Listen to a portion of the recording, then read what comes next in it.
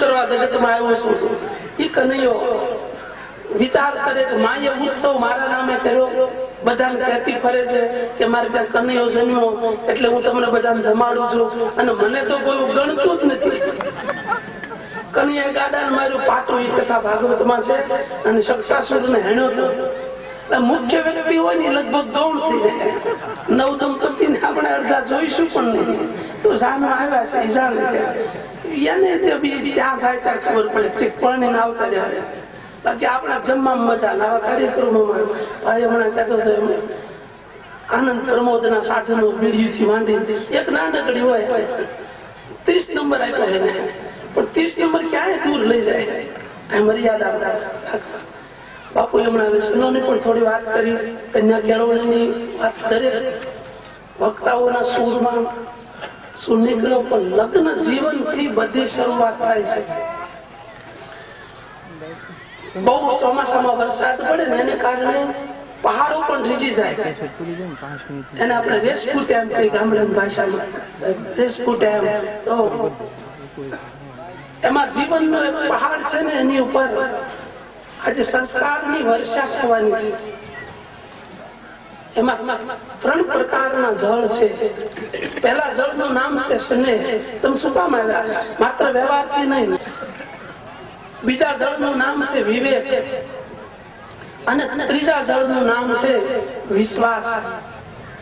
આ નવ દંપતિના જીવનમાં જે 7 પગલા ભરશે ને તેમાં 3 નદીઓની જેમ ત્રિવેણી કહેવાય એમ એક સ્નેહ જળ ભળશે, એક વિવેક જળ ભળશે અને વિશ્વાસનું જળ.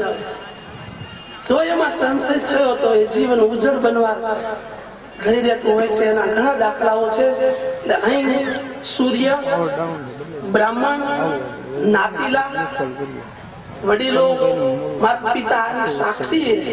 બ્રાહ્મણો સપ્તપદી પહેલા બોલાવતા, અત્યારે આપણને સમય નથી.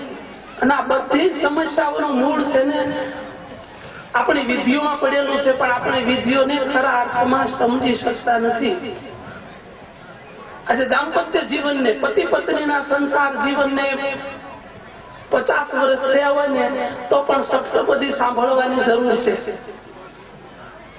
તો સવાર સાંજ હાંડલાની જેમ ખખડ્યા કરી એકબીજાના સ્વભાવ વિપરીત થઈ જાય ન થાય. કારણ કે પહેલી શરત છે કે જન્મ જન્માંતરના પુણ્યને લઈ અને હું આપને પતિ તરીકે પામી છું. અને એ જ સમયે સામે પુરુષને પણ પ્રતિજ્ઞા લેવડાવે. સપ્તપદી પહેલું પગલું કે જન્મ જન્માંતરના પુણ્યના ઋણાનુબંધને કારણે હું તારું પાણી ગ્રહણ કરું છું, હું તને નિભાવવાનો આજે પ્રતિજ્ઞા પૂર્વક તને કોલ આપું છું. આ પહેલી પ્રતિજ્ઞા બંનેની વર અને કન્યાની 7 પગલા છે. અને 7 પગલા જે કોઈ જીવનમાં સાંભળે બંને સાંભળવાની જરૂર પડે. માત્ર વર કન્યા સાંભળે પછી આપણે સંકેલીની પેટી મૂકી દઈએ નહીં. દર વર્ષે લગ્નમાં જવાનો ખરો અર્થ જ કે મેં આ શરતથી લગ્ન કર્યા. તો સવારે 5 વાગે જે ચણભણ થયું હોય ને એ 11 વાગે સાંભળો એટલે દૂર થઈ જાય. આવું ન કરાય. મેં તો આવી શરત કરી છે. પ્રધાનો સોગન લે ને શપથ વિધિ મૂળભાઈ લીધા છે. શપથ વિધિ હોય એમાં આપણી ધાર્મિક શપથ વિધિ છે લગ્ન. અને લગ્ન જીવન એ ગૃહસ્થ ધર્મની દીક્ષા છે.